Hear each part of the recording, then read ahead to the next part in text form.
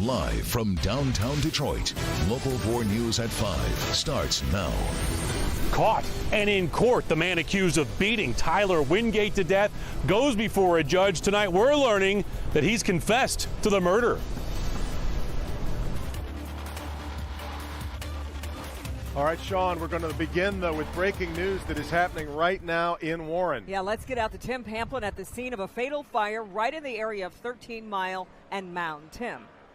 Fire breaking out earlier this afternoon here on Lions Circle West. That's 13 Mile and Mound area in Warren. I'm being told a 76-year-old man has perished in this home fire, and his 60-year-old wife, mid-60s, has been taken down to receiving hospital with severe burns. Now, when the smoke started billowing out of this home, this neighbor here came rushing to try and help her neighbors. It's like I couldn't breathe. I couldn't see anything. And my eyes started burning immediately, and I was just like hyperventilating.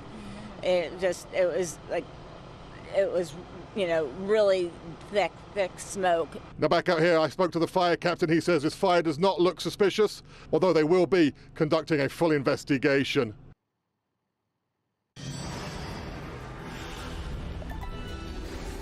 All right, Tim, and we'll continue to follow that story and update you as we can. In the meantime, let's bring it back here as we turn now to round two of the Democratic presidential debate right here in downtown Detroit. The sun is shining again, and just as it was yesterday, a beautiful afternoon, and the city is ready for its next close-up, I think, Kim. That we are. Welcome to our set here in front of the Fox Theater, where the doors just opened ahead of tonight's debate at 8 p.m. And you're right, it felt a little cool this morning, but we brought the Detroit heat when we came out here for sure. We feel the sun on our backs here. Let's take a look at tonight's lineup. We've got Michael Bennet, Joe Biden, Cory Booker, Julian Castro, and Bill de Blasio. And then along with that, the second five, Tulsi Gabbard, Kristen Gillibrand, Kamala Harris, Jay Inslee, and Andrew Yang. There's your 10, which makes up the 20, the Detroit 20. All 10 of these looking out to come out the big winner tonight.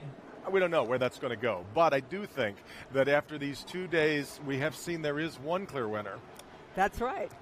And that is the Fox Theater right behind us, and the city of Detroit for that matter. The world is finally getting to see Detroit's recovery, be it the beauty of the Fox or the countless media members saying the city is just so different since the dark days of bankruptcy. Let's bring in Paula Tutman. She joins us live now with that part of the story. Paula.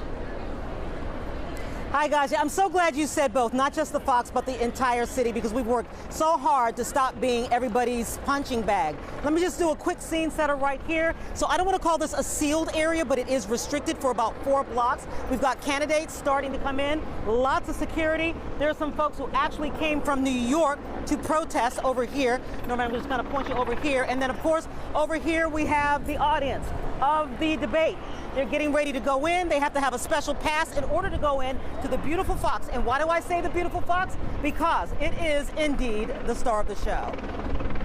The headlines for a TV guide might say the showdown in Motown between Biden and Harris is the main event tonight, but a clear winner has already emerged, and it is the city of Detroit. There could be no better place for it. This is the Fox Theater, and no exaggeration, it is one of the most beautiful venues in the entire world. It began life as a movie palace.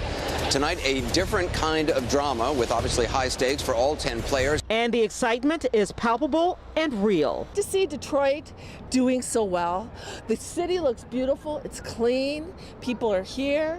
I think it's just wonderful. I think it's awesome. I mean, Detroit has come a long way, and for our city to shine, I'm just happy about it, you know. Some 500 journalists from around the world are telling this story, like Giovanna Poncheri of Sky Italia, which is the NBC affiliate Sky News Italy. Why is Italy covering United States debates?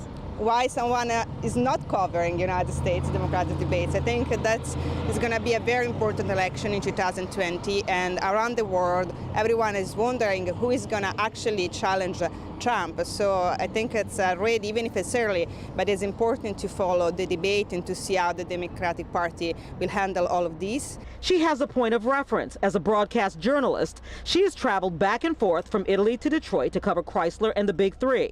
Not only is her audience interested in the politics of the United States, they are also interested in the story she tells of Detroit as the comeback kid. I think this is like an excellency point, not just for Detroit, but all around America, about how a city can rise up after a very difficult moment. I think it's a very interesting and beautiful city to cover. Yeah, did you guys hear that? That's kind of nice to hear from international media, and we're hearing it from national media as well. Of course, somebody's always going to find a reason to beat up on us, but we know the truth.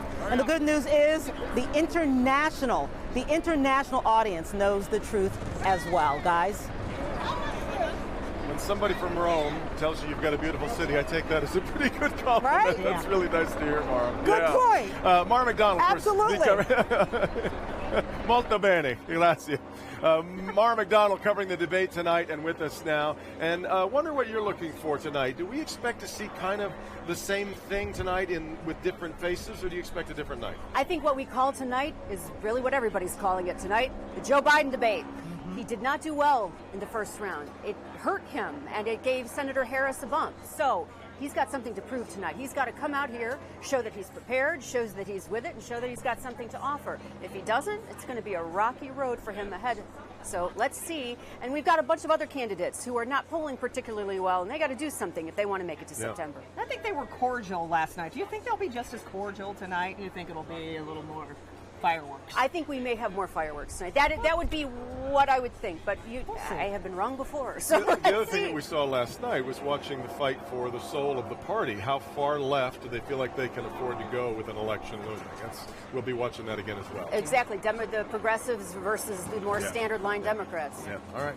Mara, of course, will be with us here tonight throughout the night covering debate number 2. By the way, if you are at home thinking, I had to head downtown and try to get a ticket and get in there and see what's going on, you're kind of out of luck, I fear. Yeah, that's because not only are tickets already sold out, most are allocated to Democratic Party officials and are not transferable. There's also this issue. The debate may start at 8, but the doors here at the Fox close at 6:30, so you're out of luck. Got to be in position, security sweeps and all that sort of thing. But back to the Fox Theater. Gorgeous. Look at that. It Gorgeous. just photographs so well, and hats off to CNN for putting it in such a wonderful light tonight. Our coverage of the debate, though, just getting started. Ahead here over this next 90 minutes of news, we're also going to have a look at what Republican leaders have to say about the debate. Yeah, our Local 4 pollster will be with us with who he thinks has the most to win and the most to lose here tonight. And at 6, we'll show you how the debate and Detroit both getting worldwide attention. We talked a little bit about that already, thanks to all the media here. And then be sure to join us back here at 11 for instant analysis. So a lot more to come, obviously, but we also have the rest of the day's news to cover as well. And our other top story today at 5, sources are telling Local 4 the suspect accused of beating a Berkeley man to death after that car crash in Detroit has now confessed to police. That news comes as Lawrence Davis made his first appearance in court to be arraigned on a charge of open murder. Let's get to Sean Light. He's live at 30.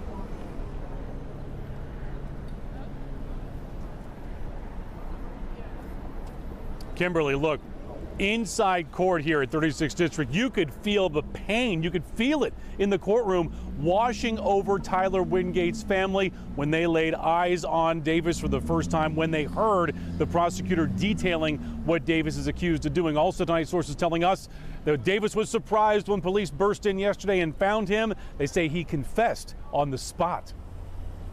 Is it Lawrence James Davis, sir?